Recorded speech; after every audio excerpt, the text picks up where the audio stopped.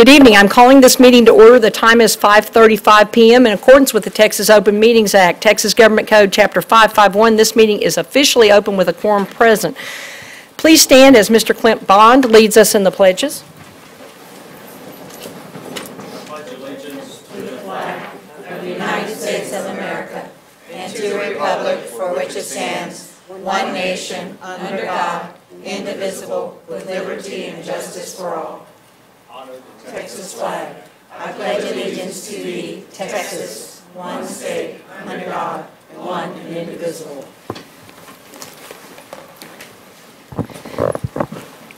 We will now hear the public hearing on proposed 2018-19 tax rates. Ms. Shiro, are you ready to present? Yes, President Jackson, Dr. Scribner, and members of the board. We'll get this public PowerPoint up and loaded.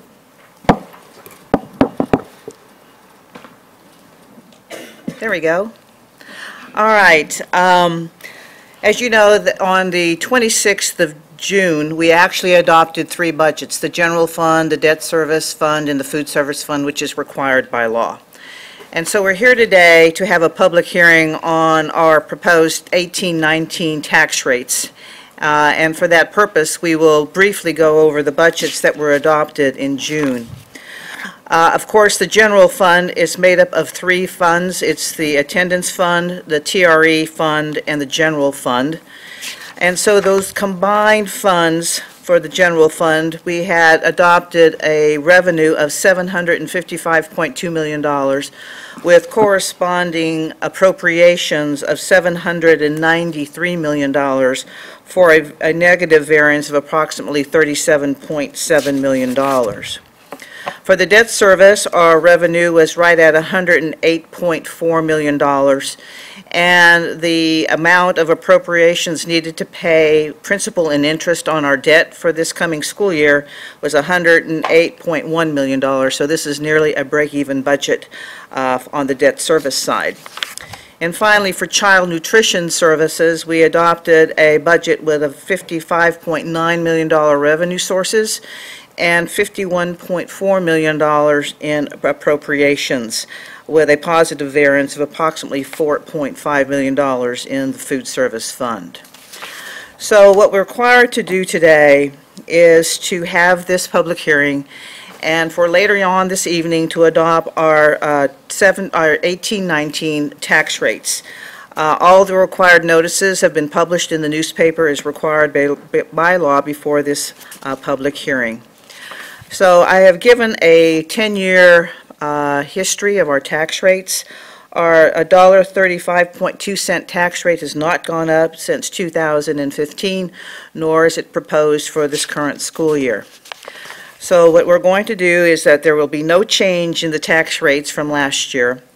And so the proposed tax rate for 18-19 is $1.06 per $100 valuation for maintenance and operations. For interest and sinking or to pay debt, it's 29.2 cents per $100 evaluation for a total tax rate of $1.35.2 per $100 valuation. I'm briefly going to be giving periodic updates regarding the budget going from this meeting forward.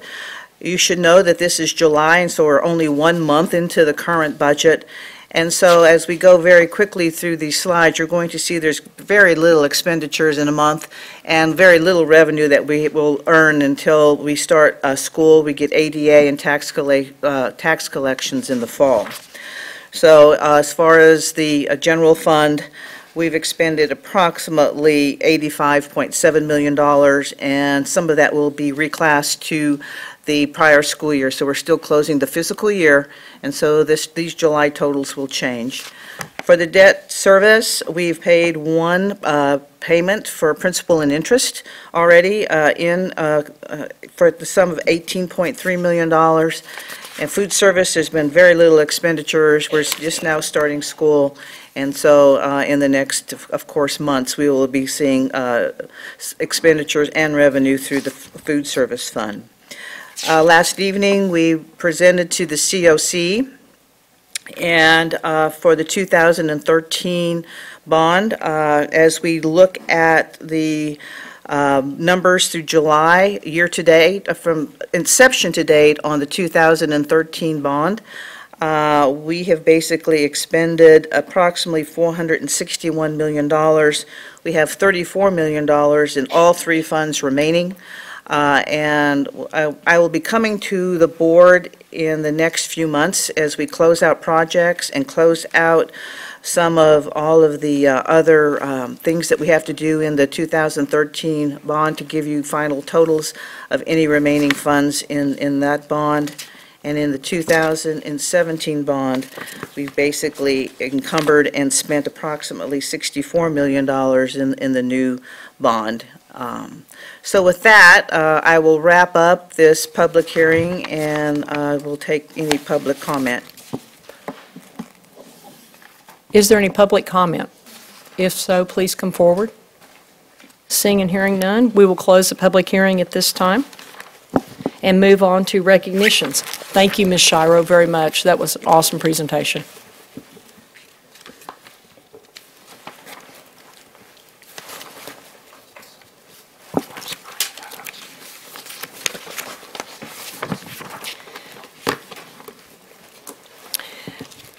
Last April 19th, one of our Fort Worth ISD students, Dorika Uwamana, a student at International Newcomers Academy, was brutally attacked as she made her way to her bus stop. Many of you may have heard about this. It was on the in the area of town that we're now working with Las Vegas Trail Rise through United Way. While Dorika was able to escape her attacker, her injuries were severe. Her attacker was eventually arrested in Oklahoma and remains in jail today, thankfully. Dorika was able to get to her bus stop as the bus arrived. The bus driver, Teresa Dover, is a Fort Worth ISD employee today and was on that day, thankfully. She called 911, called dispatch, and in my opinion, is some kind of a hero. Dorika was soon on the way to the hospital. She remains hospitalized even this evening, 5 months later. But we're taking a few moments to recognize not only Teresa, but a few other Fort Worth ISD employees who were able to help this family then and are still helping today. First, Ms. Dover. Ms. Dover, would you please stand? Let's give her a round of applause.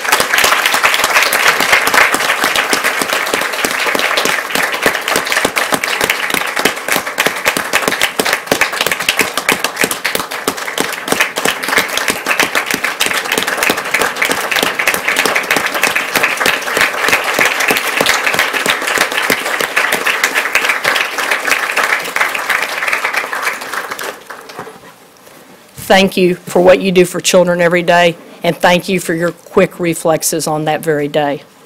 We also want to thank Counselor Linda Debbie, Family Coordinator Ms. Al Atrash, and Principal Angela Ross. Are they here today? Please stand.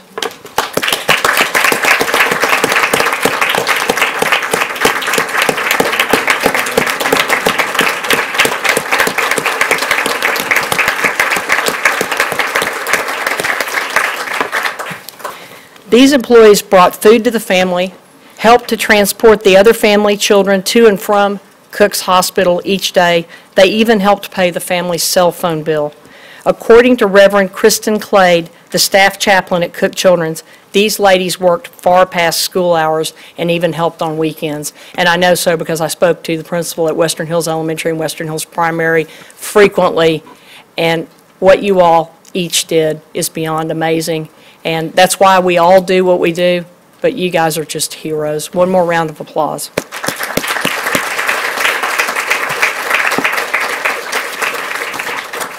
Would any of you all like to say a few words?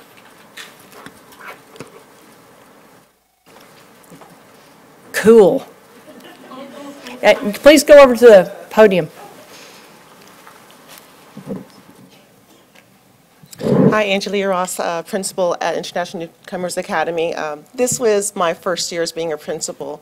So on that day when Ms. Alatrez called me, it shook me because I couldn't believe that someone would hurt my babies on the way to school coming. But I did not do this alone.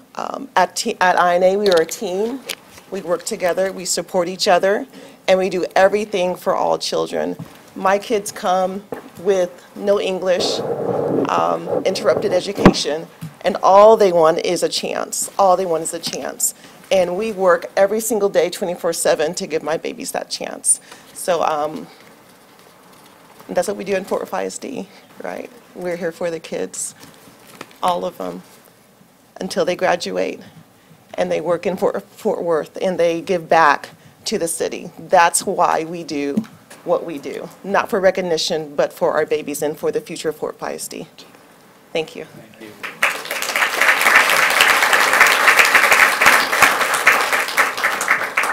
Thanks to each of you, and if you would, please stay. We'll take a brief moment of recess in a moment so that we can take pictures.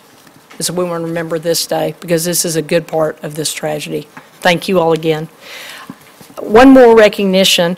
The Fort Worth ISD is the recipient of the 2018 Council of Urban Boards of Education, or CUBE, Annual Award for Urban School Excellence.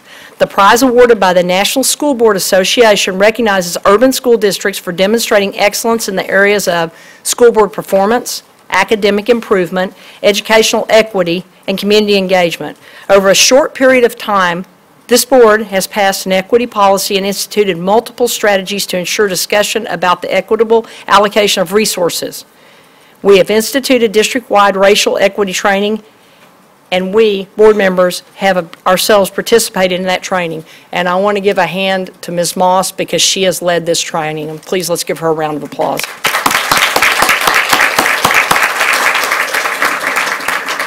This board will officially accept this prestigious award Friday, September 28th at the CUBE Annual Conference hosted in Las Vegas, Nevada. So we thank you all for being here tonight to hear about this, and we're very pleased that we've won this award. And at this time, we will take a brief break to take some Ms. pictures. Jackson. I'm sorry. I didn't even see. I'm so sorry. But at least it wasn't you this time, Trustee Moss. Trustee Luebanos. Thank you, President Jackson. I was a student of INA, so when I heard the news about INA, I was also calling President Jackson and Ms. Griffin about the situation. And one of my teachers is here today, Ms. Warren, so thank you for all you do at INA, and thank you for keeping the student doing the best we can to provide for the family. So thank you. Thank you, Trustee Luebanos. Trustee Dr. T.A. Sims. Thank you, Mrs. Jackson. We always want to recognize those who deserve recognition. We are here because of our children. And in the Fort Worth ISD, the children and our employees are our family. So I just want to say thank you to Mrs. Teresa Dover and all of you who have been so instrumental in doing such an outstanding act for a child in our district. We appreciate you so very much. So thank you all. And we'll take a 5-minute break.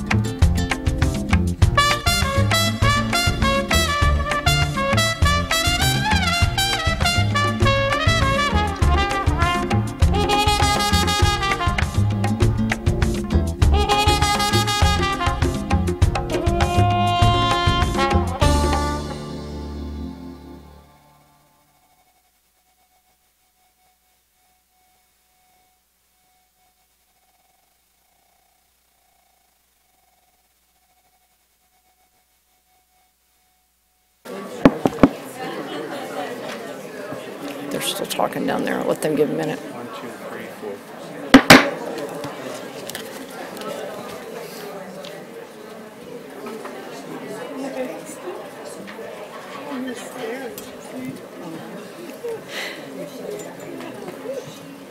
At this time, I'm going to hand off to Dr. Scribner for reports and presentations on high school voter registration.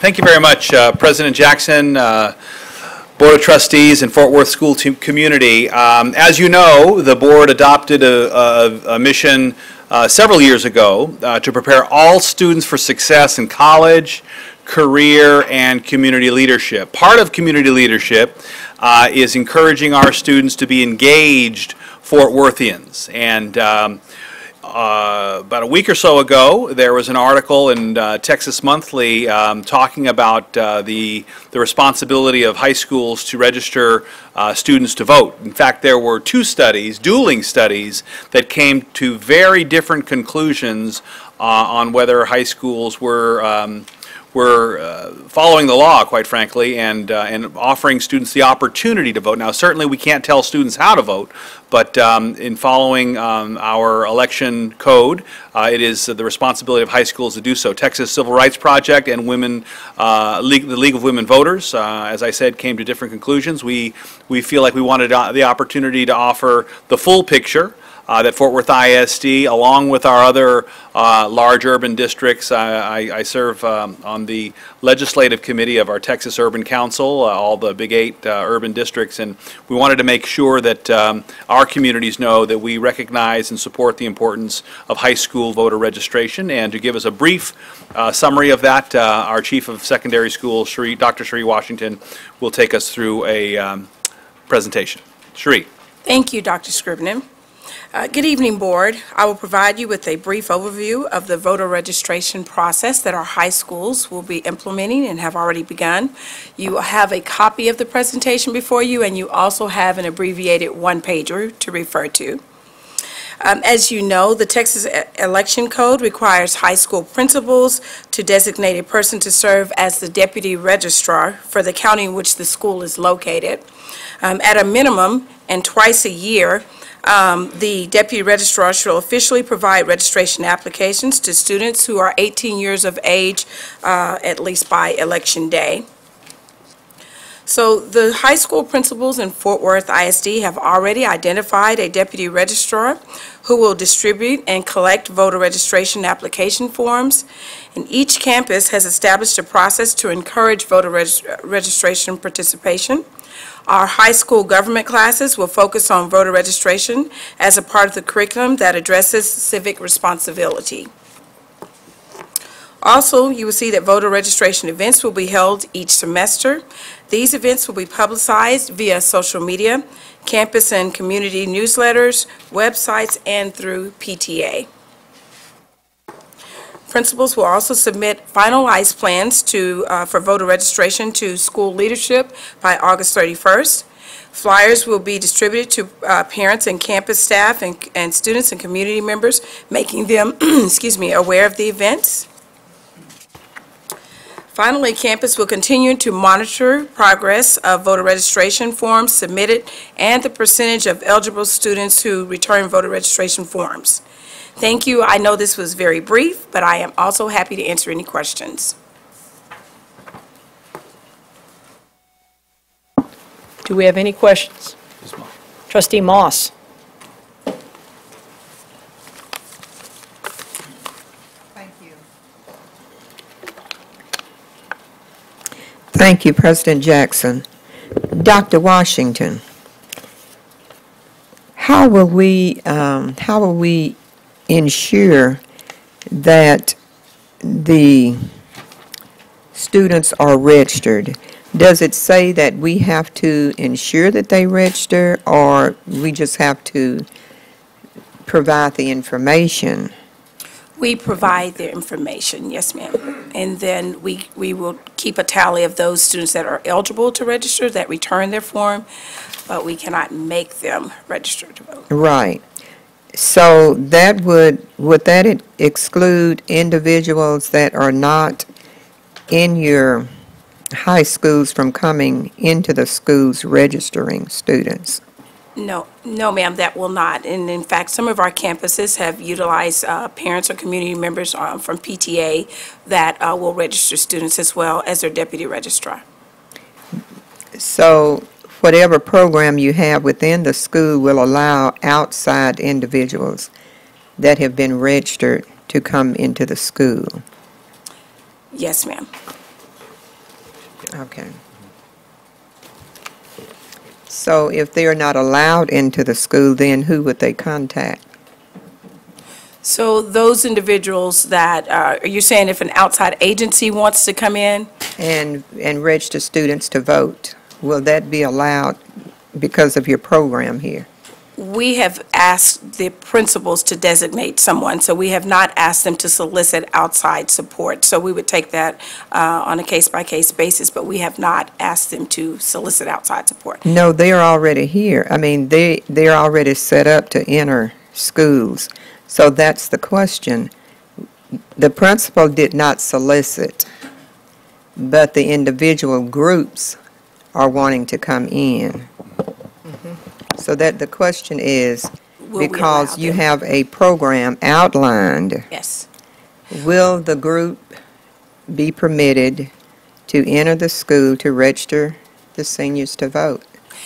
We've asked them to follow the outline that we've provided, and we've only asked if they have a person that they've designated, the campus principal, as a deputy registrar. We have not solicited any other outline groups. I understand what you're Okay, I know we've not solicited, but they are here, and that's the question. Will we allow them? Well, some principals will work it out. I just know some principals will work it out. But I think over the years, because we had this before, when we were not meeting our responsibility, but you have individuals that do come to the schools and ask to come in and register students, and that was the question several had called about. Will we allow those persons in? But Ye- you're saying we will. Yes, We ma'am. talk with the principal. Yes, ma'am. Okay. If I may, so I think Trustee Moss makes a very good point. Texas Election Code requires that we provide the opportunity as a minimum standard at least 2 times a year, but that would not prohibit a community organization coming and volunteering and sitting at the lunch, at the cafeteria at a table, or those kinds of activities. It doesn't interfere with instruction, Okay. nor can we influence students in terms of how to vote or party or anything like that. So we will continue to operate that way. Thank you.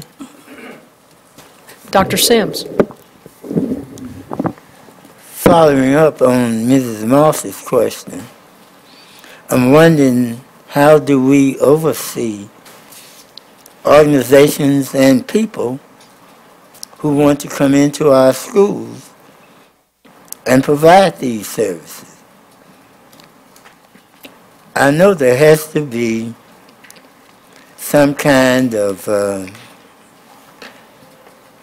control, and we have to put it in place. And just to say we will allow it is not satisfactory to me. So any organization that wants to come into the school have to go through the proper security processes, but the principals will ensure that they understand that they can only encourage the students to register, but may not encourage them to vote in any specific manner. And we've asked principals if as they get those requests, that they bring that to our attention, and we'll address that and help them navigate through that process.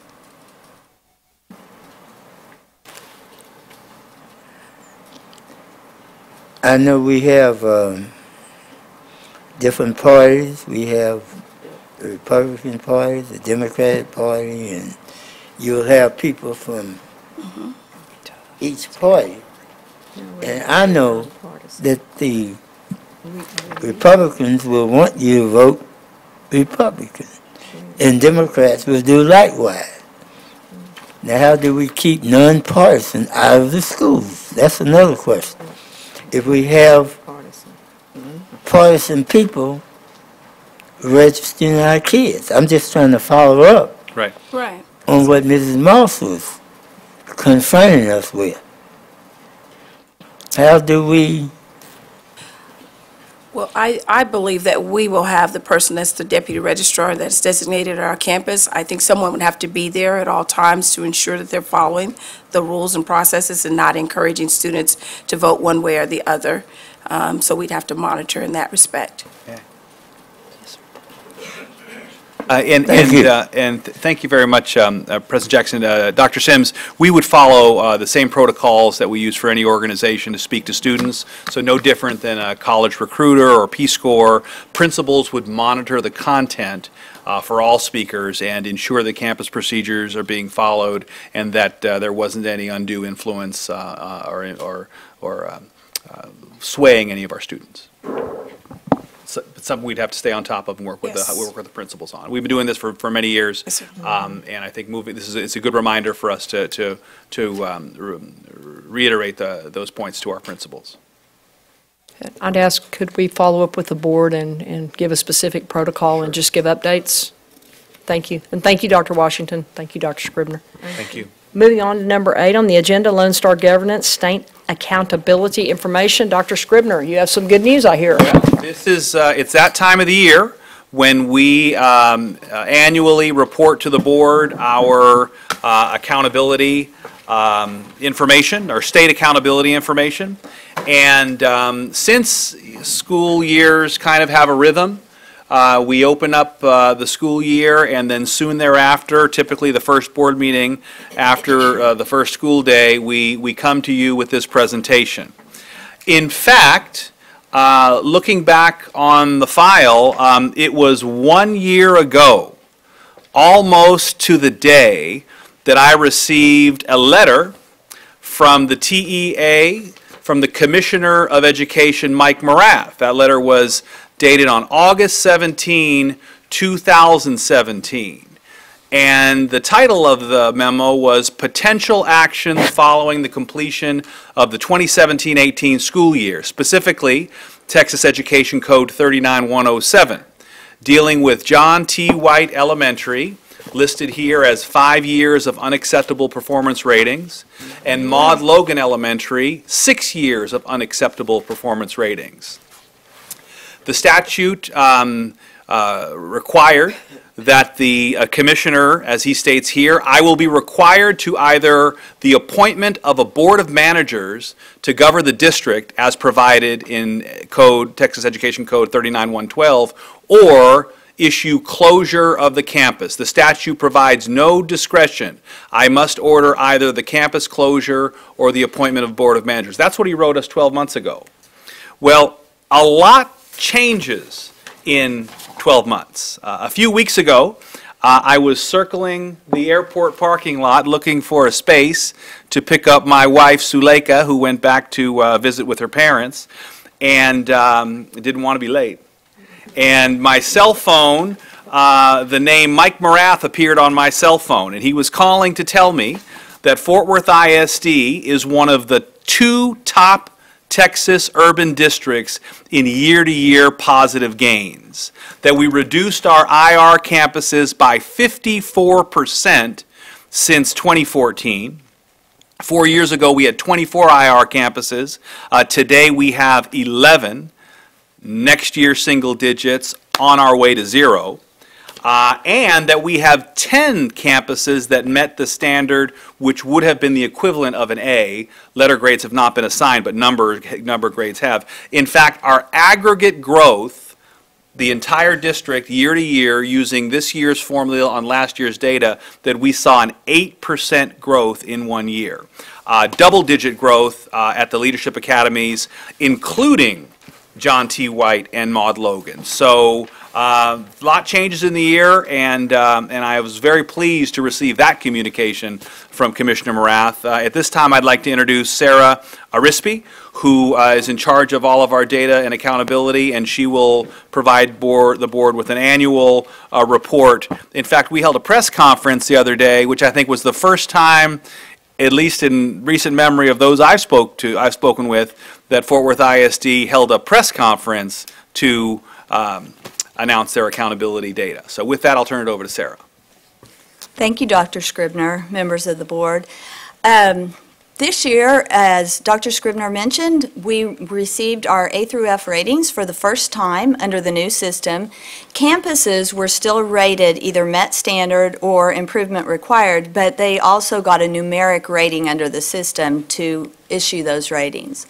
So to get our district rating, and this is a review because we went through this over a couple of meetings in the spring, so just as a reminder, the district gets an overall rating, and that's based on ratings in 3 domains: student achievement, school progress, and closing the gaps.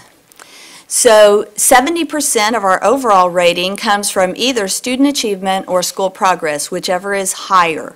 So school progress, you'll remember, has 2 parts. Student growth is part A. That's how much students grow from year to year on their STAR results. The second part, part B, is relative performance, and that means how we performed relative to other districts like us as far as our economic disadvantage status in the state. And then we compared that to student achievement. Our highest score there is what we use, and so that was our relative performance. Compared to other districts with a high percentage of economically disadvantaged students, we performed very well. So we took that 70% along with the 30% required in closing the gaps, and our overall score for 2018 was 75, which is a C. We know that that's not where we're going to end, and we expect to this great performance that we had to continue so that next year we will have a B, and after that move on to an A. In 2017, as Dr. Scribner said, if we had been under this current, more rigorous system and we applied the same rules to our 2017 data, we would have had an overall score of 67 points. Compared to that 75 that we have this year, that's an 8-point increase. And remember that this is a more rigorous system. Not all districts saw that kind of gain. Here is a comparison with some of our large urban peers. You'll see that Dallas, when comparing 17 results to 18 results, had a 9-point gain. They were the only one that had a larger gain than us. We have the 8-point, and then you see the other urbans there. As far as our campuses go, we had 128 campuses rated. 11 of those were rated improvement required, while the vast majority, or 117 of our campuses, met standard. We did see a great decrease in the number of campuses rated improvement required. We cut that in half in just the last 2 years, from 22 to 11 this year. If we had been rated on last year using this same system as far as campuses were rated, that 2017 bar would be at 24. So that's a big change. Our new system is more rigorous, and even so we continue to decrease that number. And of course we want that to go down to single digits next year, and then our target is to have no campus rated improvement required. Whoops, sorry. Another bit of good news is that the multi-year improvement required campuses like the ones that Dr. Scribner got the letter from the commissioner about, have continued to decrease. Last year we had 8 multi-year IR campuses. This year we have 2, Poly High School and Glencrest 6th. And our goal obviously is to take both of those off that list and have no multi-year campuses. So as Dr. Scribner said, campuses did not receive an A through F rating this year, but they did get a numeric rating. And so you could do sort of a what if. What if that numeric rating had been changed to a letter grade? How did our campuses fare in that regard? Well, if we had gotten a letter grade based on just the regular scale of 90 to 100 is an A, 80 to 89 is a B, we would have had 10 campuses this year that got an A and 45 Bs. In fact, 78% of our campuses would get an A, B, or C if they had been rated A through F this year. In a normal distribution, I think we've all seen that bell curve where if you were looking at a normal population, say we were looking at how tall are all of our students in kindergarten, we would expect to see about an even number of shorter students compared to really tall students, and most of them would cluster in the middle, so most would be around that average or the 50th percentile. We would expect that same thing usually on ratings. However, when we looked at our ratings this year, we see that our distribution is skewed to the positive, meaning we have more campuses performing well than we do at the other end of the spectrum. We still have to pay attention to those that aren't performing as high, but we have more in the top. So that was good news for us. We also wanted to look and see, because this is a new system, it's difficult to compare last year's results to this year's results. So we compared last year's results to this year's using the new criteria, which are more rigorous. When we do that, we see that we had improvements in each category. We would have more high-performing schools and less low-performing schools, so positive across the board when comparing campuses. And finally, some really good news is the results for our leadership academies. Our leadership academies were all rated Met Standard in 2018. 4 of those were IR campuses last year, and they were multi-year IR campuses. So for Como Elementary, a multi-year IR campus in 2017, they got an 84 in 2018. Huge gains. Maud Logan, a multi-year IR campus in 2017, scored an 85 in 2018. John T. White, multi-year IR last year, scored an 85 in 2018 on the more rigorous new system. Mitchell Boulevard, a multi-year IR last year, scored a 78 this year. And Forest Oak Middle School, rated Met Standard for the second year in a row after being a multi-year IR, scored an 86. So these are just really outstanding gains, and kudos to those campuses. We know that the investment that the board made in improving teacher quality and leadership quality and providing the instructional resources needed really made a difference to the students at these campuses. We also wanted to look at the campuses, the 10 that I told you, if we had had letter grade ratings, would have been rated an A this year. So here are those 10 campuses. You'll notice that we have a number of regular traditional neighborhood schools on the list, as well as some of our programs of choice, our schools of choice. So those are doing very well. I wanted to call your attention to 2 campuses at the top of the list there, Worth Heights Elementary and Bonnie Bray, which are traditional neighborhood campuses that serve an especially high percentage of students who come from economic disadvantage. Those campuses are doing what it takes to make the difference for their children, and they are scoring wonderful results, meeting standard and in the A range with those kids. I talked to both of the principals and told them that we were going to acknowledge them at the board meeting tonight and ask them kind of what I think everybody's wondering, what's the secret to your success? What are you doing differently? And both of them said, we're really focused in our core instruction during the school year on meeting the needs of each individual student to get what they need for them so that they grow every single year. And a special focus on literacy, as these are both elementary campuses. So it's nice to see some of our campuses getting results for the hard work that they're putting in. We also had, each year, campuses can be eligible for some distinctions in addition to their rating. There are 7 distinctions a secondary school can get and 6 that an elementary school can get.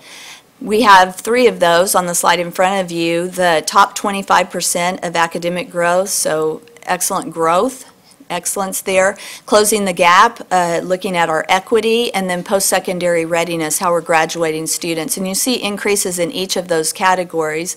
The other 4 categories you can get a distinction are the content areas, ELA, math, science, and social studies. And overall, we had 133 distinctions last year, 144 this year. So our campuses did a great job. Just to highlight a few of those campuses that contributed to that, Worth Heights, again, in the distinction category, they received all 6 distinctions they are eligible for. Waverly Park Elementary received all 6 distinctions that they were eligible for. North High Mount received 5 of the 6. Young Women's Leadership Academy received 6 out of the 7 that they were eligible for, and then 3 of our regular comprehensive high schools received 5 of the 7 that they were eligible for. So just a shout out to those schools for doing a great job moving us forward. On a final note, in closing, I just wanted to say that we, in order to sustain this, we want to keep a continued focus on student progress. Our data show us that that's our wheelhouse. That's our area of strength and the thing that is moving us forward with our students. It's focusing on every student and making sure that we take every student, regardless of where they start, and move them each year. Doing that in literacy is important. We have a key focus there at the elementary grades, but also in secondary. We need to keep students moving forward in literacy. In mathematics, we want to build a strong base at the elementary and continue to add to that and have students grow in mathematics each year in middle school and in high school. And finally, we have to continue to prepare more students for college and career and military readiness so that they have, whether it's a licensure and certification in CTE or meeting an advanced measure or scoring high on a college entrance test. We want more students to meet those criteria so that they leave us ready for success in college and community. And that's the end of my report, and I'd be happy to answer questions if you have them. Trustee Norman Robbins. Thank you, President Jackson. We have been waiting a long time for these kinds of results, and some of us have been waiting a really long time. And so this is very, very gratifying. Mrs. Moss and I were talking before the convocation began last week about we've done this before, and after our schools started doing well, we've shifted away from them and they've fallen back down. So we cannot abandon these schools that are doing well. We must keep the focus on them and expand it to others that need the focus as well. That's how we're going to be successful in bringing the entire district up. We can't do what we may have done in the past. So I hope that we are cognizant of that and really focus on keeping the ones that are up and then bringing the rest of them along to the same level. So thank you all for what you're doing. This is a wonderful, these are wonderful results, and we're very grateful. So thank you. Trustee Christine Moss.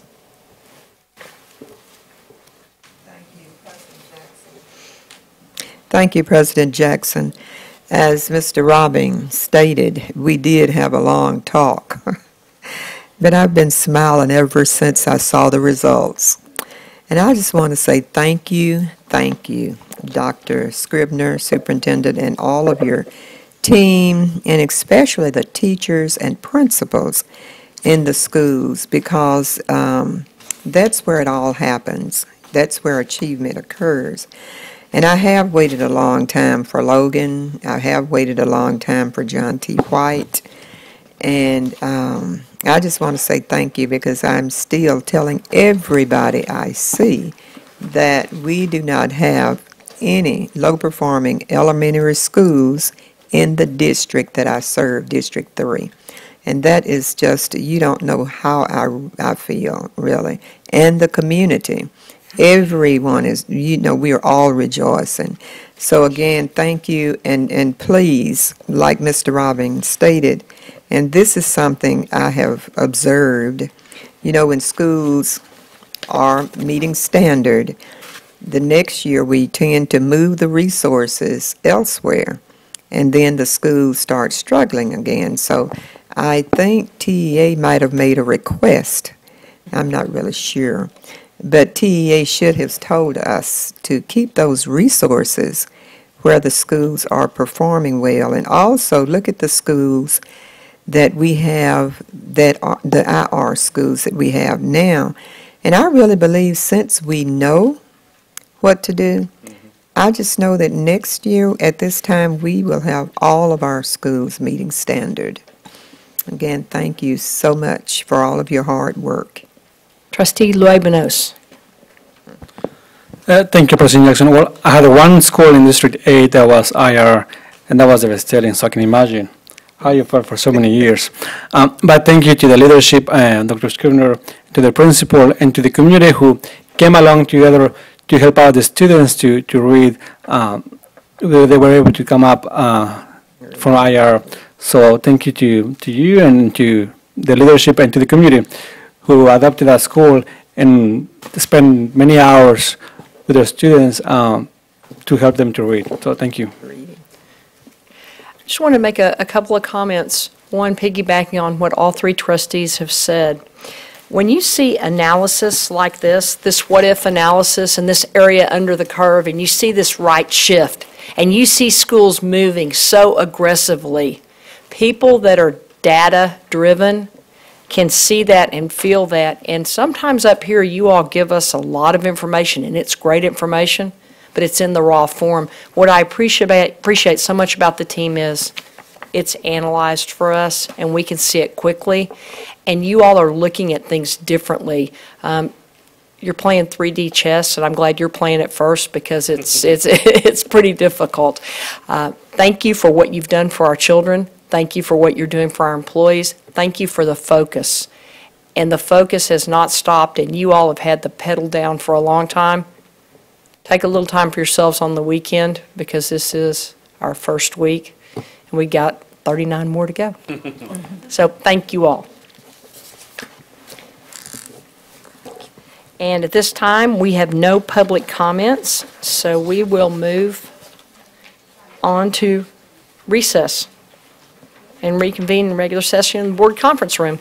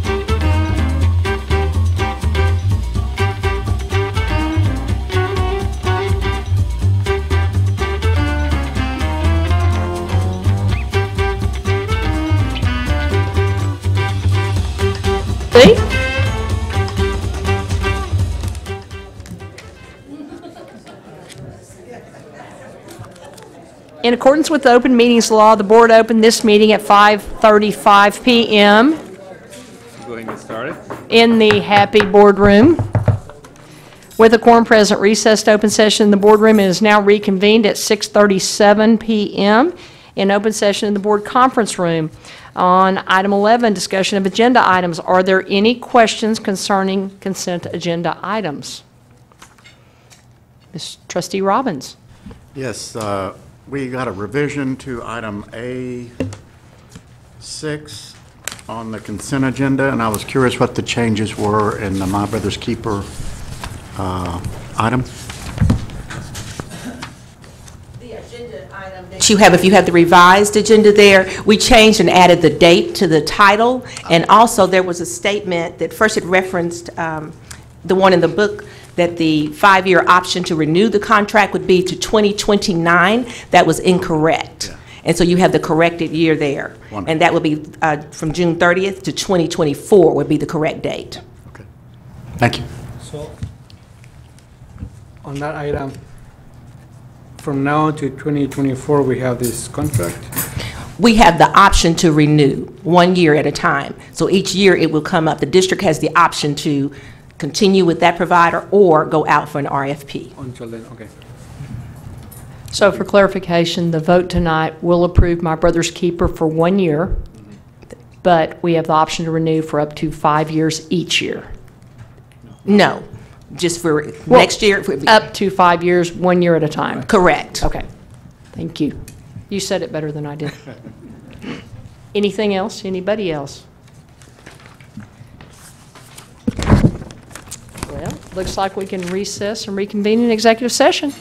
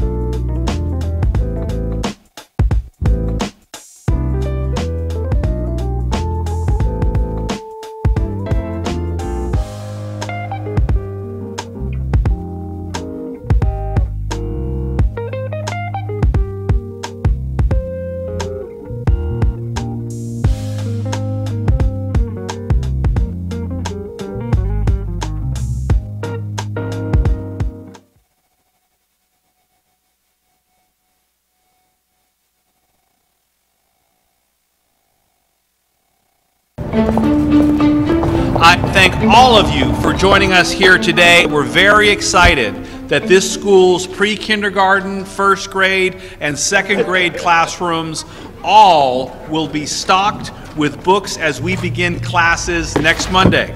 And we thank Read Fort Worth, TXU Energy, and all of the generous donors for making that happen. What could be more critical than nurturing a love of reading in grade school students and to help them read by grade level, and to lift these students and also to inspire them to higher levels of achievement, and it sounds like they're on their way. I like to read because it makes you more competitive. This campaign really is about engaging the community in this. We want every child to have access to quality books. I like to bring some of my friends, and we can each have a book and we can read them. Our goal is to raise enough money to cover about 40 schools, and we're on a roll, and you guys are great supporters in making it possible. I miss alegría, he said to himself. Watching a child read and grow inside of a book is very exciting and fun to watch and learn. We want to make sure that our kids are reading at a high level, they love to read, then what happens is limitless.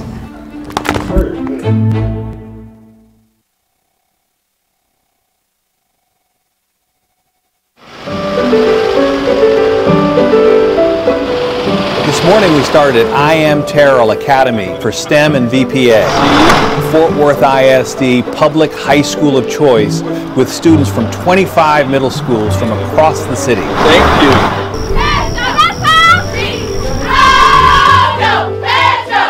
Then we welcome students at Poly High School. It's great to see our new principal there, Nick Torres, in his second year, welcoming students, helping parents. There's other locations, ladies and gentlemen, on the first floor. And first day is very important. We have to get off to a great start. to help you find your first period class. Good morning. Wow, look at these good-looking, smart students. Today is a very good day to start. The first day, everybody's excited about learning and being here in third grade. So I'm excited as well. Good morning. Have a great first day. School is important to me because when you learn, you get a better education and a better job, so you have a better life. Good morning. Boy, what a good group of students.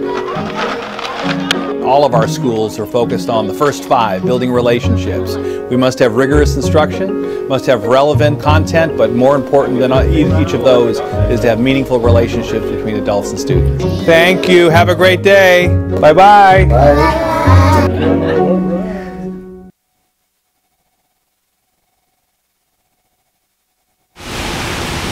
During this point in time, there was no intermarrying between classes.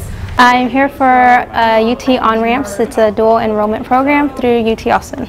I will be able to teach this course exactly as it's presented. My students will be able to learn everything that they're expected. Say it's a sealed vessel, right? And you start to increase the pressure or the temperature. Then the pressure increases. So this is unlike dual credit because they're actually working with a university professor. So they have a professor from UT that is going to be critiquing their work and grading their work along with the instructor that we have embedded on the campus at each of our high schools. So the last 2 weeks we've got teachers from all over the state, all 20 regions showing up here on campus to actually have a full dive into the course. And that's going to be the thermal physics, thermal energy, and the laws of thermodynamics. Our current course suite in On-Ramps has got 13 courses. Everybody across the state, all 5,000 students need to have the same so that it's fair. Getting college content as a teacher, but the interesting thing is I'm getting a lot of the advanced homework. I'm learning it from a lot of the concentrated teachers that I'm around. But what your teachers have experienced these last 2 weeks has been kind of a roller coaster ride. Ultimately, our goal is that we expand this in the future. This was supposed to be a pilot year, but we have over 70 teachers here at this program, and we're really excited. So we want your students to leave our courses not just saying, yay, I earned credit, but we want them to leave your courses saying, wow, I know what college is going to be like now. Fun on 3. 1, 2, 3. All right, here we go. Positive, positive. Go. There's so much momentum and so many great things happening in Fort Worth ISD. In fact, this year, we've cut the number of improvement required campuses in half and increased academic achievement across the board. So whether you're returning or starting your first year, you're part of a winning team. Coach Fesley, good to see you. Good to see you, Dr. Scribner. So I know we have football season coming up, but this isn't practice. What do we have going on here? This is something maybe even more important or just as important as practice. The coaches call it Leadership Week. Wonderful. Building leaders. Building leaders. Building confidence, trust. It's very important. Coach Goebel has some special guests that you're going to want to catch. Let's see it. We have the United States Marines in here. Coach Goebel called in a few good men who know a lot about leadership and team building to help turn the Southwest High School Raiders into champions. Tell me what you think it means to be a champion, Jalen. To win and put effort, don't give up. Win and put effort, don't give up. That's excellent. So how do you get students to give it their all and keep going? Whether it's a science project or the buddy lift. The buzzword in academics is rigor. You build a strong relationship with your students, you can be as rigorous as you want to be. It sounds like you're building a culture. Culture defeats strategy every time. The days of X and O coaching are dead. He's a big boy. I'm so proud of you, our teachers, for building community. It starts at the beginning of school with what we call the first 5. In those first 5 days, the focus is on getting to know each of your students and them getting to know you and each other. Once students feel they belong, they engage more and achieve more. And we're seeing results. Fort Worth ISD was one of the most improved large urban districts in Texas. And scholarship offers totaled more than $92 million for the class of 2018. And students are continuing to learn even through the summer. Every child wants to be successful. I just have to provide the energy, the effort, and the relationship for them to become successful. And that's a winning formula in the classroom, on stage, and on the athletic field. So a great coach is also a great teacher, and a great teacher is also a great coach. Every day, all day. We're going to have a great year together, so stay cool. We'll see you in school. All right, good morning, Jonah. Aiden, good morning. I tell these guys, hair is overrated. Right. Yeah. I tell my kids I'll know when you're working hard because I say play and run around and coach with your hair on fire. That's what you'll look like me. Here's the other thing.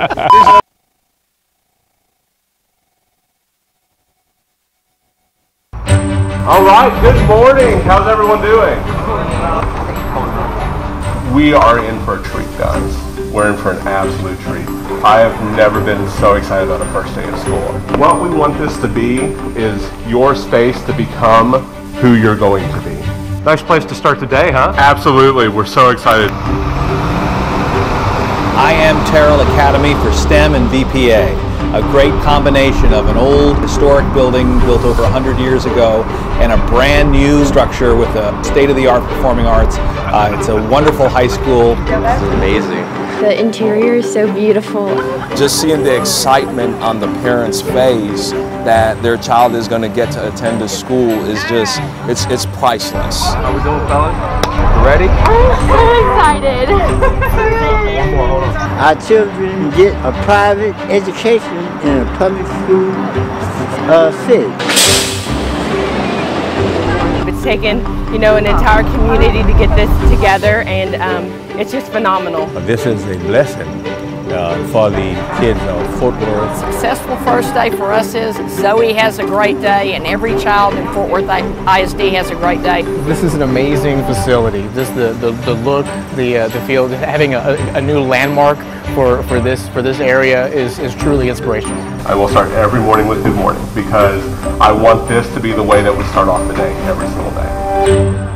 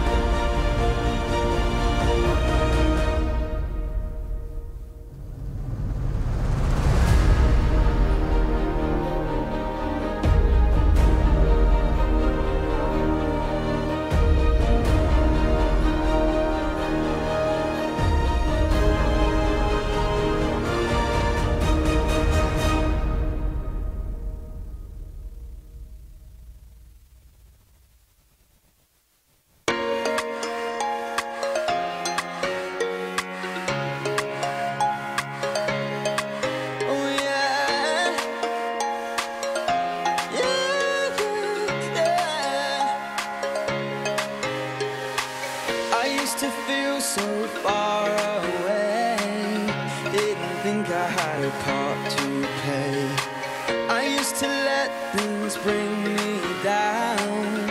I would walk with my eyes to the ground, but I knew I could find a way to push through. Every word they'd say, I grew strong. I knew right from wrong, and now I feel it too. I'm alive, yeah, I'm alive. I'm alive, yeah, I'm alive.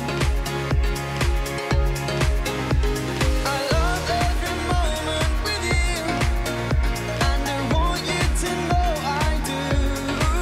I'm alive, yeah, I'm alive.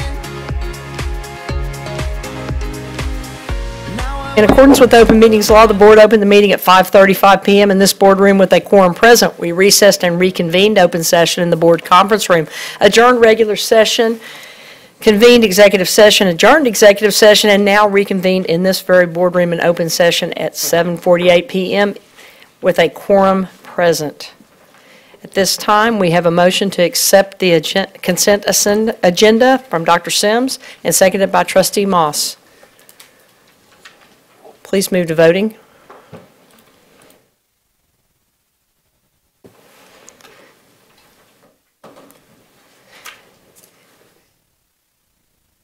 And the consent agenda passes unanimously.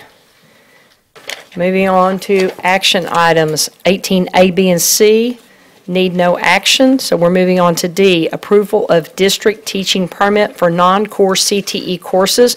We have two motions this evening. The first one will come from Trustee Christine Moss. President Jackson, Board, I move to approve a district teaching permit for the non-core CTE course of Hospitality and Culinary Arts to Stephanie Lindstrom. Moved by Trustee Moss, seconded by Trustee Luebanos. Any discussion? Seeing and hearing none, please move to voting. A.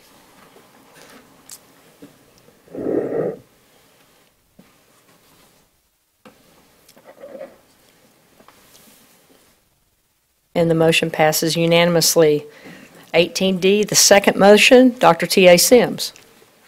Board, I move to approve a district teaching permit for the non-core CTE course of Health, Science, Technology to Naomi Powell. Moved by Trustee Sims, seconded by Trustee Robbins. Any discussion? Seeing and hearing none, please move to voting.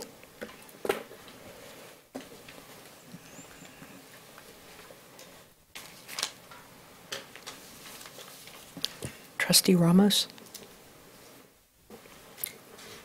And the motion passes unanimously.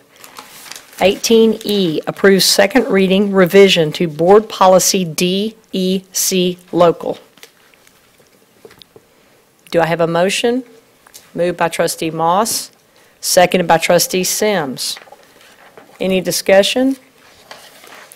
Seeing and hearing none, please move to voting. And the motion passes unanimously.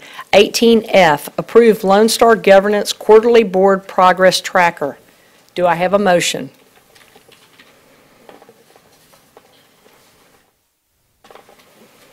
Moved by Trustee Moss, seconded by Trustee Robbins. Any discussion? Seeing and hearing none, please move to voting.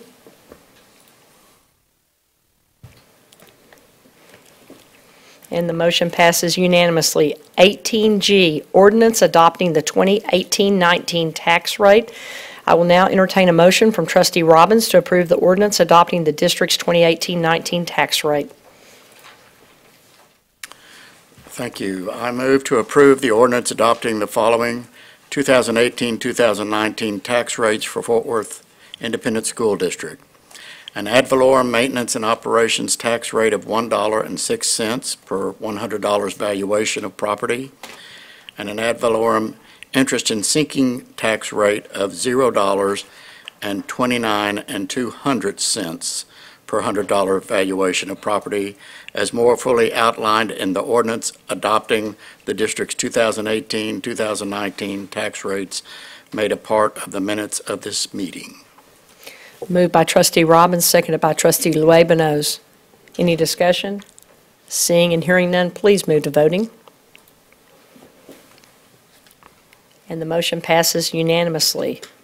18H, approve selection of a delegate and an alternate to the 2018 Texas Association of School Boards Delegate Assembly meeting on September 29th, 2018. Do I have a motion? Moved by Trustee Moss, seconded by Trustee Ramos.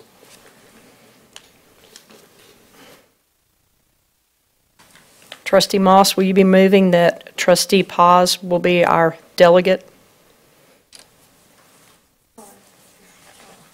Will we be selecting Trustee Paz as our delegate? Yes. Okay. We'll move, Trustee Moss moves that Trustee Ashley Paz will be our delegate at the TASB meeting, and this is seconded by Trustee Ramos. Any discussion other than that we just had? Seeing and hearing none, please move to voting. And we are at the best part of the meeting, especially on the first week of school. Comments by board members. Any comments? Dr. T.A. Sims. Thank you. I would just like to say that I had the opportunity to visit with all but 2 of the principals in District 4.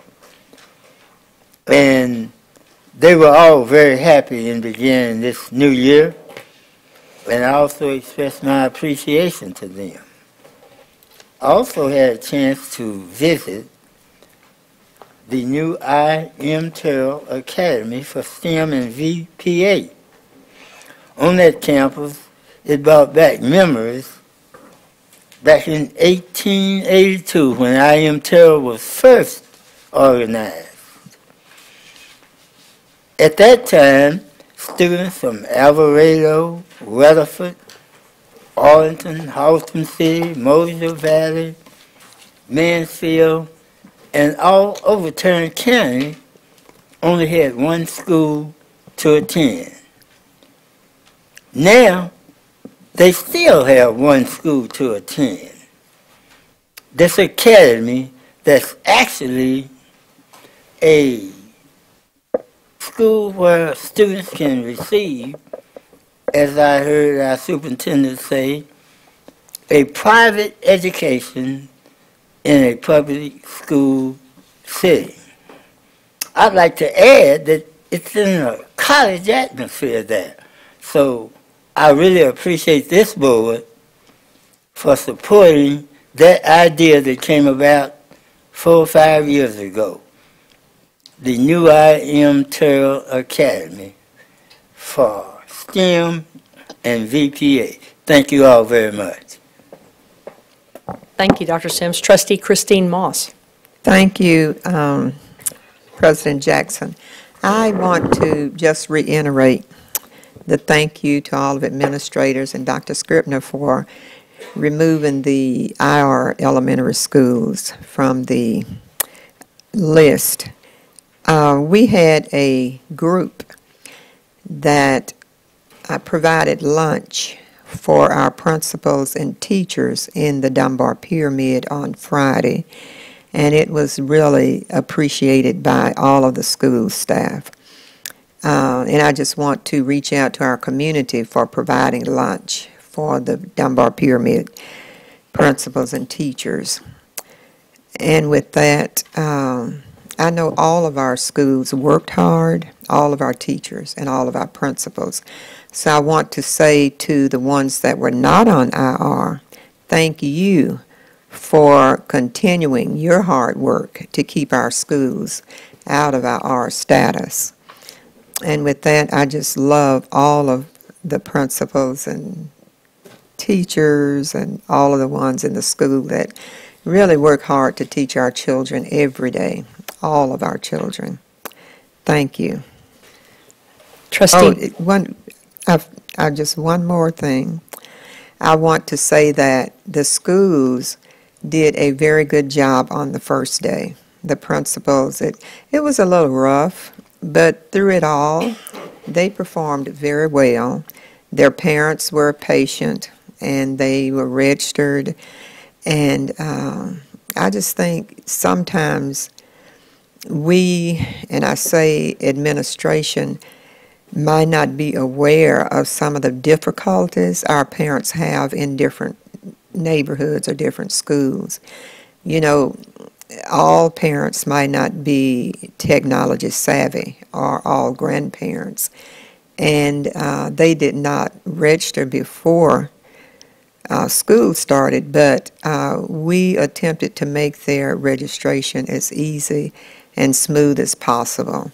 But I want us to think, when we implement another, whatever we do, if we are involving the parents, we might think about when school is out the year before in May, we might, I don't know what you could do, but we might be able to implement some of that in May, or train some of the parents, or make it available for them that they can register maybe in school before the end of the year. I don't know if that's possible, but you know, just be cognizant of the skill set of many of our parents and grandparents when it comes to technology. But we did assist, I think it was Hanley Middle School. We had a number of parents waiting in the auditorium to be registered.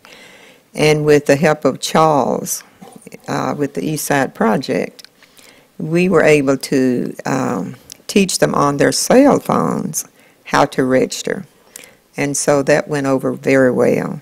But I just want us to be more aware, more sensitive to some of our parents and grandparents when we make changes like that, you know. Thank you. Trustee Robbins.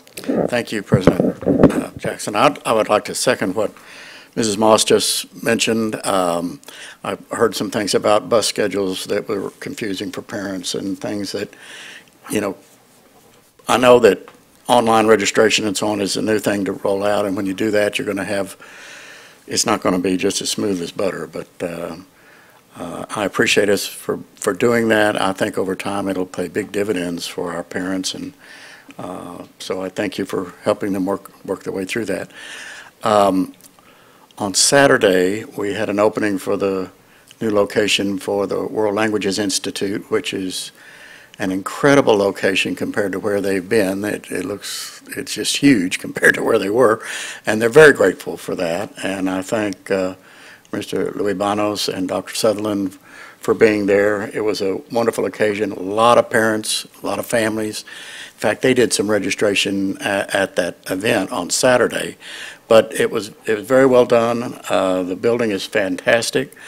As far as the opening day of school, I thought it was the smoothest that I'd ever experienced. The buildings look magnificent. They're scrubbed and just shiny. One I'd like to particularly draw attention to was at West Park Elementary, which has rapidly outgrown its beautiful building. They had to have a number of portable buildings, which they have outfitted in a most unusual way. They're actually attractive. They have them assembled in a way that is very unique.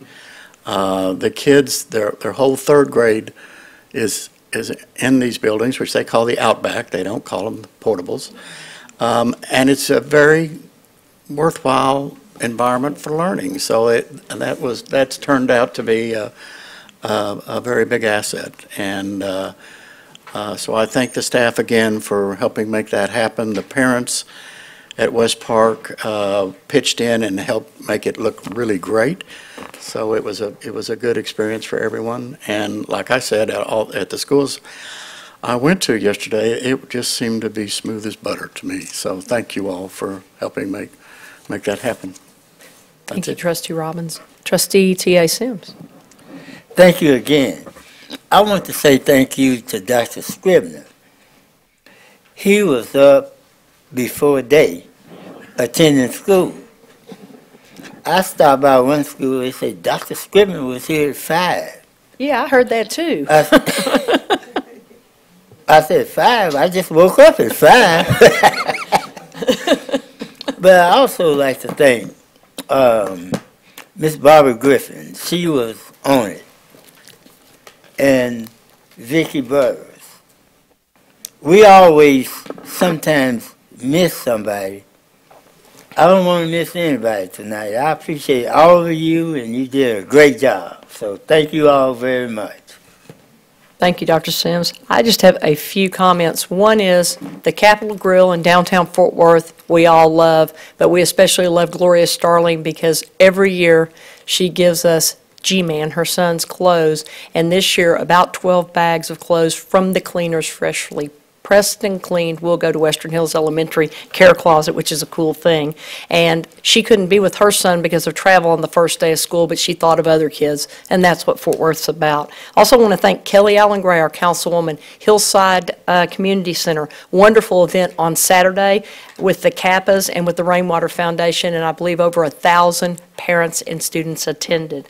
Also want to thank Carter CME Church on Wichita and all of our principals that attended on Sunday for the, was it the 23rd, Dr. Sims? 23rd annual event where they do back to school for our kids. So if there's one thing I know about Fort Worth and about East and Southeast Fort Worth, we love our kids. And on that Sunday, that's probably one of the best days of the year. And I want to thank the Webb family especially because they've organized that from the beginning. Is that correct? That's correct. And Dr. Sims has been to every one of them. I've only made 8. Missed one. You missed one? Uh-huh. Good. I can maybe attended catch my up with you. family reunion that was out of state. I can maybe catch up with you.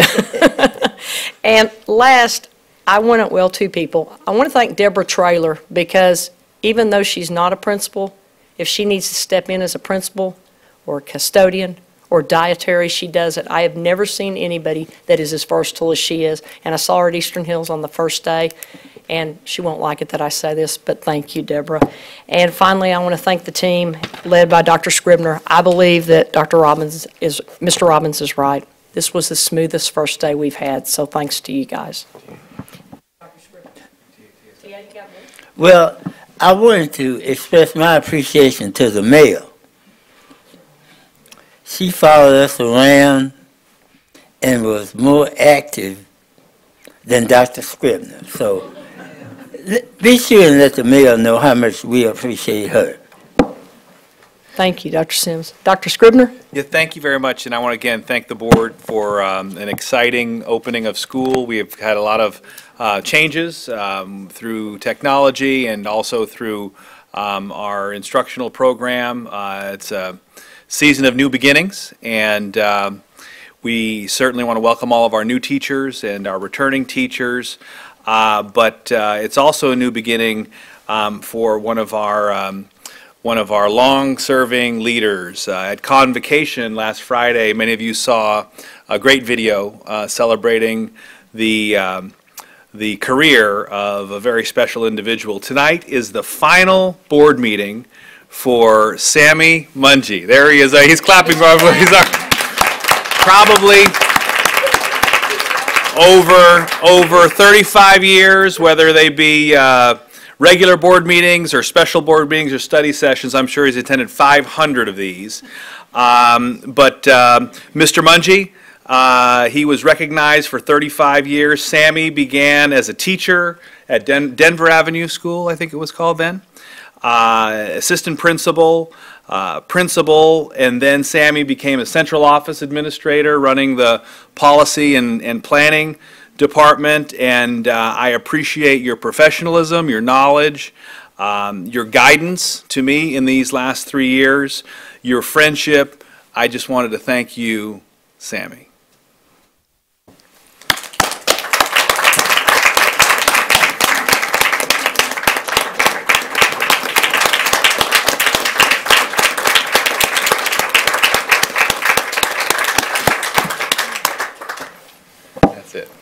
And I just want to thank you, Sammy, for all the times you ran down here and told us when we did something right, but for most of the times when you saved us. Thank you.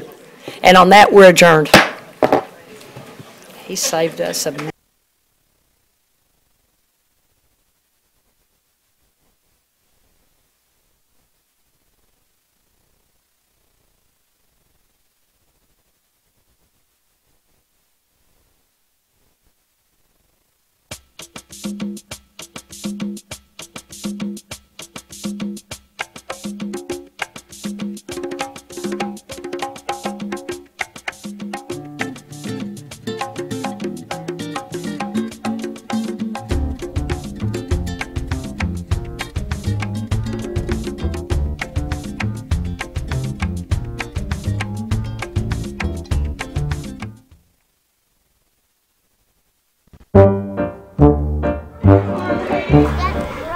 Back then it was called Denver Avenue.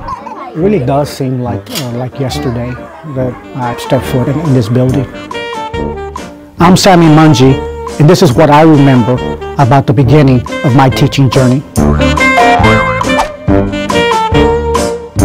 So I remember being excited about starting my teaching journey, and I decided to select first grade. I came early before my first contract day and went up to the office and got my key for the classroom. I opened the door and got a little shocked. You know, I opened the door and I said, "No, wait a minute, what happened?" I said, "No, where's the number line? Where's the alphabet? Where's the bulletin board?" I just kind of felt like everything would already be set up. It just never really dawned on me. And being fresh out of college and not having a lot of money, I went down to the dollar store and bought a few things and I put them up around the classroom and made it as presentable as possible. You know, the next thing I began to work on is my lesson plans, thinking about the first day of school and the first week of school. How was I going to get my students to understand the procedures and the like? I remember coming to that first day and honestly from the very beginning, nothing went as planned or nothing went as I imagined. I mean, kids were raising their hands, not knowing, excuse me, how do I do this, or help me with this, and yet I'm working with this. I just couldn't juggle it. I couldn't manage it, but somehow I survived. I was tired, I was frustrated, I spent a lot of time in preparation, and I just felt like everything went wrong. On the way home, I stopped at the store and I bought a Fort Worth Star Telegram and went into my apartment and I sat down on my sofa, and of course at that time my sofa also was my bed as well. But I remember sitting on the sofa, I turned to the classified section. I said, you know what, there must be something else I can do with a 4-year college degree. I don't know what clicked in my head, but I got up the next day and I went back to teach. Went the day after and the day after, and here I am 35 years later, not only still in the field of education, but still totally with Fort Worth ISD. No matter how difficult the first day or the first week or the first year, or maybe it's in the middle of your journey, you're going to have struggles. There's going to be times when you're going to begin to wonder that you make the right decision. But I encourage you to go back and reflect on why you got into the field of teaching. I believe that the vast majority of us that go into teaching, we go in because we want to make a difference in the lives of our students. I'm Sammy Mungie, and that was the beginning of my teaching journey.